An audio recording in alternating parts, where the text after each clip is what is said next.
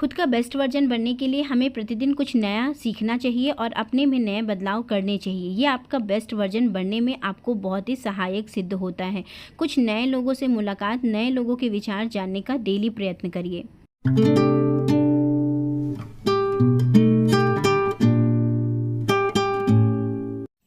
Hello everyone, कैसे हैं आप सब। उम्मीद करती हूँ आप सब एकदम ठीक होंगे, स्वस्थ होंगे, मस्त होंगे, अपने अपनों के साथ खुश होंगे। मैं रितु एक बार फिर से अपने व्लॉग में आपका बहुत बहुत स्वागत करती हूँ। और आज के व्लॉग की शुरुआत हो रही है डिनर के टाइम से। और आज डिनर में बन रही है नेनुआ की सब्जी। आपके यहाँ इसको क्या बोलते हैं? हमारे प्रयागराज में इसको नेनुआ बोलते हैं। आपके यहाँ इसको क्या बोला जाता है? कॉमेंट सेक्शन में ज़रूर बताइएगा। अच्छा, इसको बढ़िया तरीके से छील लेना है। उसके बाद धुल के इसको कट करके फिर मैं सब्जी का आगे का प्रोसेस करूँगी। अच्छा, इसमें ना थोड़ा सा नेनुआ मुझे कम लग रहा था तो मैंने इसमें आलू भी मिक्स किए थे और सब्जी वाकई में काफ़ी ज़्यादा टेस्टी बनी थी। आलू मिक्स कर देने से ना बच्चे भी इस सब्ज़ी को अच्छी तरीके से खा लेते हैं, क्योंकि इसमें थोड़ा सा आलू वगैरह मिला दो तो उनको भी अच्छा लगने लगता है। और केवल ये नेनुआ की सब्ज़ी रहती है ना तो थोड़ी सी भी हो जाती है बनने के बाद और बच्चे इसको कम पसंद करते हैं। तो मैं जब बनाती हूँ तो कभी कभी इसमें आलू भी मिक्स कर देती हूँ, और अदर कुछ और भी इसके साथ है तो फिर आलू नहीं मिक्स करती हूँ, क्योंकि मेरे हस्बैंड को बिना आलू यानी केवल इसकी सब्ज़ी काफ़ी ज़्यादा पसंद रहती है। अच्छा, ये तो है नाइट का समय, तो डिनर आज मैं थोड़ा जल्दी बना रही हूँ। और इसके साथ मुझे अभी एक काम और निपटाना है जो मैं 2-3 दिन से पेंडिंग में वो पड़ा हुआ है काम। डेली वो टू डू लिस्ट की लिस्ट में रहता है, लेकिन डेली उसमें क्रॉस लग जाता है। लेकिन मैंने कहा चलो आज इस काम को ज़रूर से ज़रूर करना है मुझे। तो वो क्या काम है, चलिए वो भी दिखा देती हूँ, मैं आपसे शेयर कर देती हूँ आपसे। दोस्तों, टू डू लिस्ट बनाने का यही फ़ायदा रहता है कि हम रेगुलर अगर किसी काम को मिस भी करते हैं ना, तो एक दिन जब उसका क्रॉस बार बार हम देखते रहते हैं ना, तो कहीं ना कहीं हमारे अंदर खुद ये लगता है कि बताओ हम एक काम अभी कर ही नहीं पा रहे हैं। तो इसलिए मैं टू डू लिस्ट को बहुत ज़्यादा सभी को बोलती हूँ, रिकमेंड करती हूँ कि आप भी ज़रूर अपने लिए टू डू लिस्ट का निर्माण ज़रूर करें। डेली अपनी एक लिस्ट ज़रूर बनाएं। इससे आपके काम और आपकी ज़िंदगी बहुत आसानी से चलने लगेगी। और कुछ ऐसी चीज़ें होती हैं जो आप कभी कभी मिस करते हो, तो वो सारी चीज़ें भी आपकी टाइम टू टाइम हो जाती हैं। तो फ्रेंड्स, चलिए सब्ज़ी छौंक देते हैं। और सब्ज़ी को छौंकने के लिए मैं यूज़ करती हूँ सरसों का तेल। जैसा कि मैंने आपसे कई बार शेयर कर रखा है कि मैं सरसों का तेल यूज़ करती हूँ। और सरसों का तेल जब भी आप बनाते हैं ना इसमें खाना, तो इसको हमेशा अच्छे तरीके से गर्म हो जाने दीजिए। जितना बढ़िया तरीके से सरसों का तेल गर्म हो जाएगा उतना बढ़िया तरीके से इसमें जो इसकी महक रहती है ना वो नहीं आती है। अच्छा, आप कभी भी नेनुआ की सब्ज़ी बना रहे हैं ना तो इसको बढ़िया तरीके से खड़ी मेथी के साथ छौंक लगाइए, बहुत ही ज़्यादा टेस्टी बनती है। अब जैसे ही मैंने इसमें मेथी डाली उसके बाद मैंने यहाँ कट किए हुए मिर्च डाल दी है। बाकी मैं और किसी भी चीज़ का यहाँ प्रयोग नहीं करती हूँ। ये सब्ज़ी मैं बिना लहसुन और बिना प्याज के बनाती हूँ, बहुत ही ज़्यादा टेस्टी सब्ज़ी बनती है। आप इस प्रकार से सब्ज़ी को बना सकते हैं। आप चाहें तो इसमें लहसुन भी काट के डाल सकते हैं, बट मैं नहीं डालती हूँ। और यहाँ पास अब जो भी कटे हुए आलू और नेनुआ थे ना, इन सबको बढ़िया तरीके से छोड़ देना है आपको कढ़ाई में। अच्छा, इसमें किसी भी प्रकार के पानी की आवश्यकता तो वैसे भी नहीं पड़ती, क्योंकि नेनुआ का पानी खुद ही छूट जाता है और फिर वो बढ़िया तरीके से सब्ज़ी उसी में पक जाती है। अब यहाँ इस सब्ज़ी को तड़का लगाने के बाद मैं सब्ज़ी को ढक के रख दूँगी पकने के लिए। और तब तक मैं और भी अपने काम निपटा लूँगी, जैसे कि आटा लगाना हुआ। ये सारे काम इसी के साथ साथ चलते रहते हैं धीरे। इधर से बर्तन भी अभी कुछ नहीं है सिंक में, वरना फिर मैं एक काम मेरा ये भी रहता है कि अगर थोड़े बहुत बर्तन पड़े हैं तो उनको भी वॉश कर लेती हूँ, ताकि जब शाम को मतलब रात के समय जो खाने में बर्तन निकलते हैं वो बहुत ज़्यादा मात्रा में ना रहें, वरना बर्तन की संख्या बहुत ज़्यादा होती रहती है। यहाँ हम सब्ज़ी को ढक देते हैं पकने के लिए, और सब्ज़ी अपने पानी में ही अब आराम से पक के तैयार हो जाएगी। बस उसमें कुछ ना कुछ थोड़े बहुत जो मसाले पड़ेंगे बस उन्हीं को डालने की आवश्यकता रहेगी।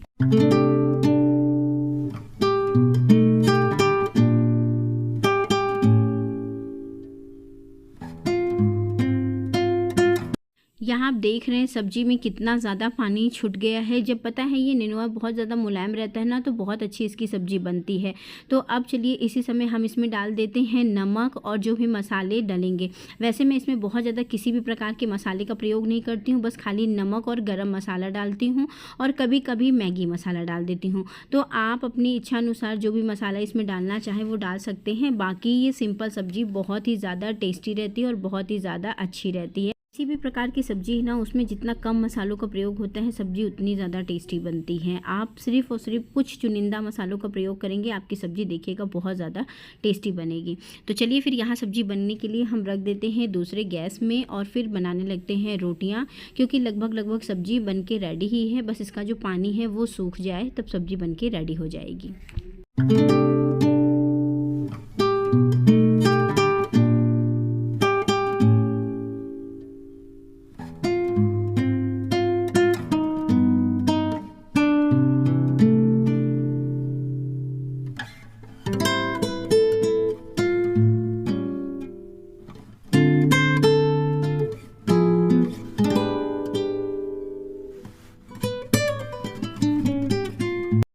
दूसरे बर्नर पे मैंने सब्ज़ी चढ़ा दी है जो कि बहुत जल्दी अब पकने वाली है, और इधर मैं रोटियां भी गर्मा गर्म सेक ले रही हूँ ताकि बस फटाक से सब्ज़ी बने और फटाक से हम लोग खाना वगैरह खा के फ्री हो जाएं। मैं तो नहीं फ्री होंगी क्योंकि मुझे तो बहुत सारे काम है, भी बर्तन धुलना, किचन साफ़ करना और जो मेरा एक पेंडिंग काम पड़ा हुआ है वो काम को करना। तो फ्रेंड्स अभी तो फ़िलहाल आज तक बच्चों की छुट्टियाँ चल रही हैं। जब मैं ये व्लॉग वॉइस ओवर कर रही हूँ ना तब तक तो छुट्टियाँ हैं। उसके नेक्स्ट डे से बच्चों का स्कूल रीओपन हो रहा है, और जब बच्चों का स्कूल रीओपन हो जाता है ना तो बहुत ज़्यादा टाइम टेबल हमारा चेंज हो जाता है। जो अभी थोड़ा सा लेट लतीफ़ काम चल रहा है ना वो चीज़ें नहीं रहेंगी। टाइम टू टाइम सारा काम होता रहता है। जल्दी सोना, जल्दी उठना, ये सारी चीज़ें फॉलो होती हैं बच्चों के साथ साथ बड़ों की भी। तो यहाँ पास देखिए रोटियाँ बना रही हूँ। रोटियाँ बनाने के बाद अब मैं दे दूँगी सब लोगों को खाना, क्योंकि सब्ज़ी लगभग पक गई है। अब उसके साथ हम सब साथ में मिलकर डिनर करेंगे। अब उसके बाद फिर मैं करूँगी अपने बर्तन वगैरह धुलने का काम स्टार्ट।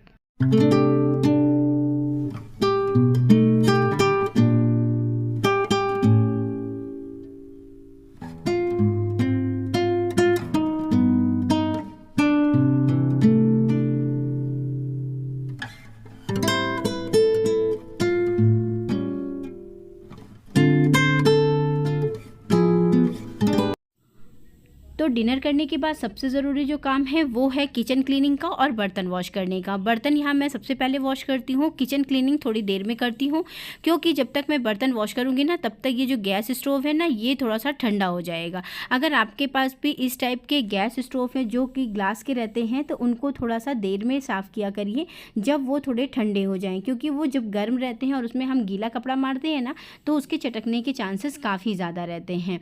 और इस तरह से मैं इसी काम को करती हूँ ना तो मेरा ये गैस स्टोव काफ़ी अच्छे तरीके से और बहुत ही लंबे समय से चल रहा है और बहुत ही बढ़िया तरीके से चल रहा है।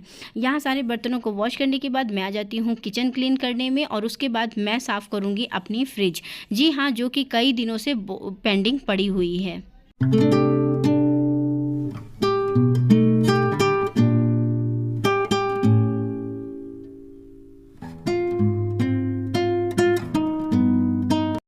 गैस को क्लीन करने के लिए सबसे पहले मैं एक गीले कपड़े से इसको बढ़िया तरीके से साफ़ कर लेती हूँ, और उसके बाद जो हम बर्तन धुलने के लिए स्पॉन्ज यूज़ करते हैं ना, थोड़ा सॉफ्ट वाला जो रहता है जिसमें बहुत ही मुलायम रहता है ग्लासेस वगैरह वॉश करने के लिए, मैं उसी में थोड़ा सा जो बर्तन धुलने का सोप रहता है या विम बार लिक्विड रहता है ना, उसी से मैं बढ़िया तरीके से इसको एक बार पूरे गैस में और ये जो पूरी वॉल है ना इसमें पूरे में लगा देती हूँ, ताकि ये जो भी छींटे पड़े हैं ये सारी चीज़ें बढ़िया तरीके से साफ़ रहे। और आप बहुत हार्ड वाला कुछ भी स्क्रब मत लीजिएगा, या तो जो वो तार वाला टाइप का आता है ना उस टाइप का कुछ मत लीजिएगा, वरना इसमें स्क्रैचेस पड़ जाएंगे। एकदम सॉफ्ट वाला या फिर आप किसी भी पन्नी वगैरह जो नहीं होती है उसका भी यूज़ कर सकते हैं, बहुत बढ़िया तरीके से ये साफ़ हो जाती है।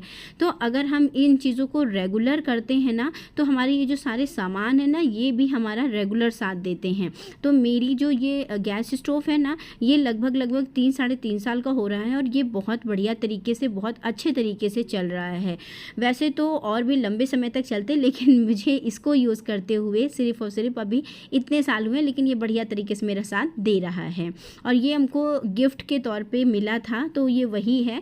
तो ऐसे वो कोई वैसा भारी ब्रांड भी नहीं है, ये नॉर्मल सा ये है। अब यहाँ पास मेरे पास ये ब्रश है, इस ब्रश की सहायता से ना मेरी जो टाइल्स है इसमें कुछ उभरा हुआ डिज़ाइन बना हुआ है, तो जो ये उभरा हुआ है ना तो इसमें थोड़े थोड़े कुछ ना कुछ जब हम तेल छींटे ये सारी चीज़ें कुछ ना कुछ इसमें चिपक जाता है। चिमनी अभी स्टार्ट नहीं है, लगी है लेकिन चिमनी का भी जो प्लग था वो ख़राब है तो वो अभी स्टार्ट नहीं है, इस वजह से इस चीज़ का मुझे ज़्यादा ध्यान देना पड़ता है। वरना जो इसकी चिपचिपाहट रहती है ना, कुछ भी हम तड़का वगैरह जो लगाते हैं ना, तो वो सारी जाके इन्हीं टाइल्स में जाके चिपक जाती है। अच्छा, प्लेन टाइल्स रहती है ना, तो वो उसको साफ़ करने में ज़्यादा आसानी रहती है इस टाइप के टाइल्स के मुकाबले। तो लेकिन ये मुझे काफ़ी ज़्यादा पसंद आई थी जब मैं इसको लेने के लिए गई थी, तो मैंने कहा चलो क्लीनिंग तो मुझे ही करनी है, किसी तरह से एडजस्ट कर लूँगी, करती रहूँगी रेगुलर, तो ये साफ़ रहेगी। बट ये मुझे वाकई में बहुत सुंदर लगी थी जब मैं इसको लेने गई थी। प्लेन टाइल्स का तब आज से 2 से 3 4 साल पहले मतलब इतना ज़्यादा प्रचलन नहीं था किचन में, तब वो टाइल्स चली थी जो कप प्लेट और फल फ्रूट वाली। तब मैंने इसको थोड़ा डिफरेंट वे में मैंने ये वाली टाइल्स बनाई थी, लगवाई थी। अच्छा, ये जो आप देख रहे हैं कपड़ा, ये बहुत ज़्यादा गंदा नहीं है, इसका कलर ही वैसा हो गया है। अब मैं इसको ना डेली एक सर्फ एक्सल के जो लिक्विड वाला नहीं रहता है, उसी में डाल के इसको भिगा के बढ़िया तरीके से वॉश करती हूँ। लेकिन अब ये धुलते धुलते सारी चीज़ें साफ़ करते करते इसका कलर बेचारा वाइट से काला हो गया है। इसका मैं कुछ नहीं कर सकती हूँ, लेकिन हाँ, ये बहुत बढ़िया है, बहुत बढ़िया। इससे सारी चीज़ें क्लीन हो जाती हैं और ये बहुत ही साफ़ सुथरा कपड़ा है। इसके कलर पे बिल्कुल मत जाइएगा। और जो चीज़ें कभी रहती है ना कि बहुत अच्छी यूज़ करने में रहती, तो हम उसको थ्रो बहुत कम करते हैं, बहुत ही कम। तो वैसे तो आप कॉटन के कपड़े से सारी चीज़ें साफ़ कर सकते हैं, लेकिन मेरे शॉप में इस टाइप की छोटी छोटी टॉवेल आती हैं, उनका यूज़ मैं करती हूँ ये सारी चीज़ें क्लीन करने में। तो मेरे पास छोटी छोटी टॉवेल हैं जिनका प्रयोग मैं जो हमारा चकला नहीं रहता जिसमें हम रोटी बनाते हैं, उसके नीचे भी लगाने में मैं करती हूँ, और सारी चीज़ों को साफ़ करने में भी मैं इसी का प्रयोग करती हूँ। ये बहुत बढ़िया तरीके से हमारी सारी चीज़ों को क्लीन कर देती हैं। अच्छा, इस टाइप का जो कपड़ा है ना, ये मेरे यहाँ लगभग हर जगह रखा रहता है। जो भी जिस भी जगह से मैं निकलती हूँ, इसी कपड़े से की मदद से मैं उन चीज़ों को क्लीन करते हुए चलती हूँ। अच्छा, गैस कभी भी आप नीचे से क्लीन करना बिल्कुल मत भूलिए। हमेशा गैस स्टोव को हटा के उसके नीचे क्लीन करिए, क्योंकि कभी कभी छोटे छोटे कीड़े मकोड़े कुछ हैं वो आके इसके नीचे हैं, गंदगी कर देते हैं। तो इसको हमेशा साफ़ सुथरा बनाए रखने के लिए ये बहुत ज़रूरी होता है। अच्छा, ऊपर के काउंटर टॉप वगैरह क्लीन करने के बाद अब बारी आ जाती है नीचे के फ़र्श को क्लीन करने की। तो बढ़िया तरीके से इसको मैंने झाड़ू की मदद से साफ़ कर देती हूँ मैं इसको नीचे। और उसके बाद अब इसी रुमाल की वजह से, अच्छा इसकी 2 रुमाल हैं, एक मैं ऊपर काउंटर टॉप के लिए रखती हूँ और दूसरा नीचे फ्लोर के लिए रखती हूँ। मेरे पैरों पे बिल्कुल मत जाइएगा, क्योंकि अभी मैंने पूरी तरीके से क्लीन किया था सारा टीवी काउंटर के पास जो 1-2 काउंटर रखे हैं ना, उनको बढ़िया तरीके से क्लीन किया, तो मेरे पैर उसी की वजह से गंदे हो गए हैं। आज काफ़ी ज़्यादा मैंने घर में क्लीनिंग की, तो मेरी हालत कुछ ठीक नहीं लग रही है, तो मेरे हुलिये पे आप बिल्कुल मत जाइएगा। अब इसको बढ़िया तरीके से हम इस फर्श को क्लीन कर लेंगे और उसके बाद हम चलते हैं अपने फ्रिज क्लीनिंग की ओर। अच्छा, इसी के साथ ही किचन के कुछ कामों से हो गई थी मैं फुर्सत। अभी देखिए, ये जो बर्तन वाली आप टोकरी देख रहे हैं ना, इसको मैं इस तरह की जो छोटे बच्चों की मच्छरदानी नहीं होती है, उससे मैं ढक देती हूँ, तो ये बढ़िया तरीके से कवर रहती है, और ताकि जो जैसे बरसात के दिनों में जो छोटे छोटे कीड़े मकोड़े आते हैं वो नहीं लगते हैं, और बढ़िया तरीके से हमारे बर्तन साफ़ सुथरे बने रहते हैं। अच्छा, किचन के लगभग काम मेरे कंप्लीट हो गए थे, और अब बस काम थोड़े से बाकी रह गया था। वो था मेरा जो भी चीज़ें मैं भिगाती हूँ रात को, उसका काम था। जैसे चिया सीड हुई, धनिया का पानी हुआ, बादाम हुआ और पोस्ते का दाना हुआ, ये सारी चीज़ें मैं भिगाती हूँ, तो वही काम रह गया था। अच्छा, उस दिन जो मैं आपसे दिखाई थी कि मैं फुट मैट लाई थी ना, वो देखिए मैं इसी बर्तन के नीचे टोकरी में रखने के लिए लाई थी, जिससे इसका पानी ना बहुत ज़्यादा इधर उधर फैलता नहीं है और बढ़िया तरीके से इसी में ऑब्जर्व होता रहता है। और इसको मैं डाल दूँगी सुबह धूप में। इधर आप देख रहे होंगे जामुन की कुछ गुठलियाँ रखी हुई, जो जामुन हम खाते हैं ना, उसी जामुन की कुछ गुठलियाँ रखी हुई थी, जिसको मैं बढ़िया तरीके से अभी वॉश करके और इसको सूखने के लिए डाल दूँगी और इसका पाउडर बनाऊँगी, जो कि काफ़ी अच्छा रहता है हमारी हेल्थ के लिए, जामुन का पाउडर। चलिए जी, किचन के काम से हो गई थी मैं अब फ्री। अब मैं आ गई थी अपनी फ्रिज को क्लीन करने के लिए। फ्रिज में वैसे बहुत ज़्यादा खाने पीने का सामान नहीं था, लेकिन जैसे ये नमकीन, बिस्किट और ये सारी जो चीज़ें थी ना, बड़ी ही अस्त व्यस्त तरीके से पड़ी हुई थी, और जो इसके ग्लास थे वो कई दिनों से साफ़ नहीं हुए थे, तो कुछ ना कुछ उसमें गिर पड़ के गंदा हो रखा था। वैसे तो मुझे अभी इसमें मैट बिछानी है, लेकिन अभी जो टाइम मेरा रहेगा वो तो इसको पहले क्लीन करने का रहेगा, और कल मैं इसमें मैट बिछाऊँगी, जो कि मैट लगा देने से ना काफ़ी बढ़िया तरीके से ये रहता है और मैट को निकालो और साफ़ करो। लेकिन जब हमने ये फ्रिज ली थी ना, तो जो भैया आए थे तो उन्होंने कहा था कि आप मैट इसमें मत लगाइएगा, तो मैंने इसी वजह से नहीं लगाया था। लेकिन अब मुझे लग रहा है कि इसमें लगाना ज़रूरी रह रहा है, क्योंकि काफ़ी ज़्यादा ये गंदा हो जा रहा है और बार बार ग्लास निकाल के साफ़ करना थोड़ा सा मेहनत वाला काम रहता है और बहुत ही नाजुक रहते हैं ये ग्लास, तो इनको धुलने में भी थोड़ा सा प्रॉब्लम रहती है। तो इस वजह से आज तो मैं इसको ऐसे ही क्लीन कर दे रही हूँ और कल मैं इसमें मैट बिछाने का सारा काम करूँगी। अच्छा, इसमें ये रखी रहती है मलाई, जो हम दूध से निकालते हैं वो मलाई, तो उस मलाई को मुझे निकालना है घी। अब मैं आज इसमें से सारी चीज़ें निकाल के रख दूँगी और कल मैं उसका निकालूँगी घी। आप भी दूध वगैरह रहता है ना, तो उसकी मलाई से घी बनाइए, वो बहुत ज़्यादा अच्छा रहता है और इतना अच्छी उसमें से सुगंध महक आती है ना, मैं क्या ही बताऊँ। वो घर का घी बेस्ट घी रहता है, तो उसी से मैं घी बनाने का काम करती हूँ, जो दूध वाली मलाई रहती है। यहाँ चलिए ये सारे सामान को निकाल देते हैं और बढ़िया तरीके से इसको हम सबसे पहले वॉश करते हैं। अच्छा, फ्रिज के ये जो सारे पार्ट्स हैं ना, इनको तो हम बढ़िया तरीके से वॉश कर सकते हैं, लेकिन अंदर के लिए ना हम कुछ ऐसी चीज़ें बना सकते हैं जिससे ये बढ़िया तरीके से क्लीन हो जाता है। आप थोड़ा सा पानी लीजिए, आधी ग्लास तक पानी लीजिए। पानी में आप थोड़ा सा वाइट विनेगर डालिए, जो कि हम ज़्यादातर चाउमीन वगैरह बनाने में यूज़ करते हैं ना, वो वाला विनेगर डालिए। और उसके बाद उसमें विम लिक्विड डाल के इसको बढ़िया तरीके से आप किसी भी स्प्रे वाली बॉटल में भी डाल सकते हो या फिर मग में डाल के किसी भी कपड़े के साथ इसको डुबा के और बढ़िया तरीके से जहाँ भी आपको चीज़ें साफ़ करनी है ना, वहाँ बढ़िया तरीके से इसको साफ़ कर सकते हैं। इसका प्रयोग हम कई जगह कर सकते हैं, जैसे किचन की जो चिमनी होती है उसको क्लीन करने में, एग्जॉस्ट होता है उसको क्लीन करने में, मतलब ये ज़िद्दी से ज़िद्दी चीज़ें निकालने में बहुत ही बढ़िया रहता है। पंखे वगैरह आप इससे बहुत अच्छे तरीके से क्लीन कर सकते हो। आप किचन की जो कैबिनेट है ना, उनको क्लीन कर सकते हो, जो उसके ड्रॉर होते हैं, वो सारी चीज़ें आप बढ़िया तरीके से इससे क्लीन कर सकते हो और ये बहुत बढ़िया तरीके से साफ़ हो जाता है। अच्छा, इन चीज़ों को क्लीन करने के बाद साफ़ कपड़े से आपको पूरी फ्रिज को अच्छे तरीके से साफ़ कर लेना है और ये बढ़िया चमकदार फ्रिज आपकी रेडी हो जाएगी।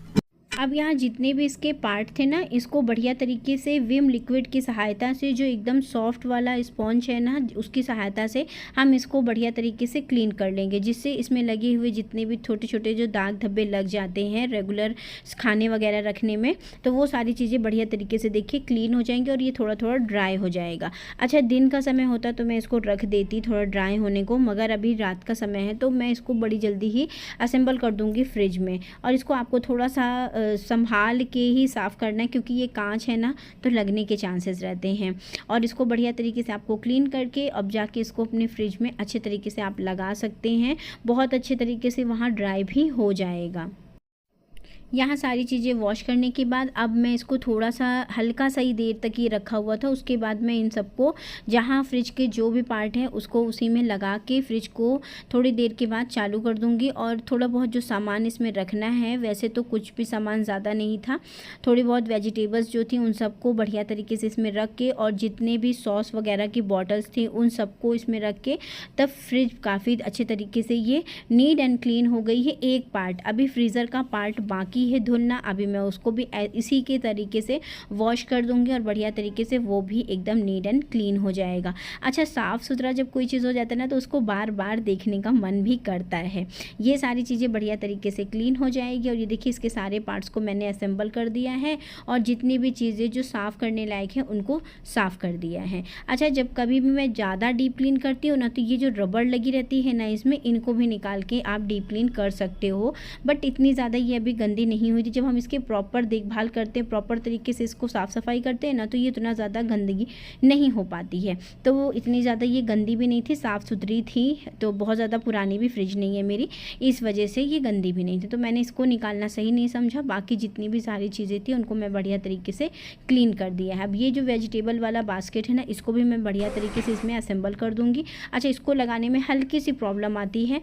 अब इसको मैं बढ़िया तरीके से क्लीन कर दूँगी। और ये देखिए बढ़िया तरीके से फ्रिज और फ्रीज़र दोनों क्लीन हो गया है। अब इसमें जो भी सामान थे, मैं फ्रीज़र में ज़्यादा सामान जैसे कि सूजी हुआ, बेसन हुआ, मैदा हुआ, या ड्राई फ्रूट्स के कुछ कंटेनर हुए, या मतलब जो इस टाइप की जो भी चीज़ें रहती हैं ना, उनको मैं फ्रीज़र में रख देती हूँ ताकि वो बहुत ही बढ़िया तरीके से लंबे समय तक बिना कीड़े मकोड़े लगे वो बढ़िया तरीके से चलती रहती है। अब यहाँ देखिए बढ़िया सा चीज़ें क्लीन होने के बाद अंदर सारी चीज़ें क्लीन हो गई थी। अब मैं क्लीन करना था मुझे इसका बाहर का गेट। वैसे तो ये हमेशा ही क्लीन होता रहता है, मतलब मैं इसमें तो एक हाथ पर डे लगता है, लेकिन क्या है छोटे बच्चे हैं, बार बार फ्रिज को ओपन और क्लोज़ करते रहते हैं ना, तो हाथ लगते लगते थोड़े बहुत निशान बन ही जाते हैं।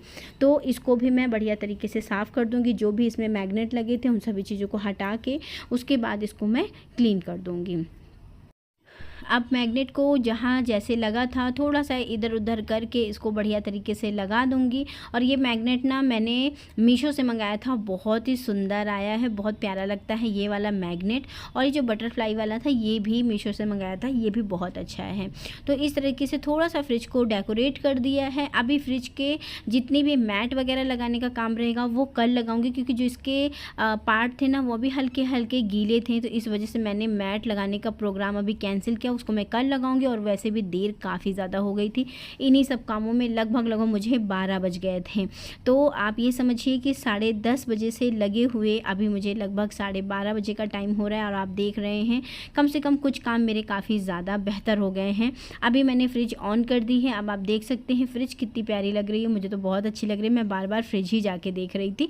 अब इसके बाद कल इसमें काम रहेगा, इसमें सारी मैट वगैरह लगाने का। तब तक ये बढ़िया तरीके से ड्राई भी हो जाएगा और फ्रिज देखने में सुंदर भी लग रहा है। आप बताइएगा कैसा लगा आज का वीडियो, और उम्मीद करती हूँ आज का वीडियो आपको अच्छा लगा होगा और मेरी जो मेहनत है ये भी आपको अच्छी लगी होगी। और आप बताइएगा आप अपने घर की चीज़ों का रख रखाव कैसे करते हैं। मुझे उम्मीद है आप मुझसे ज़्यादा बेहतर करते होंगे। तो चलिए दोस्तों, उम्मीद करती हूँ ये वीडियो आपको अच्छा लगा होगा।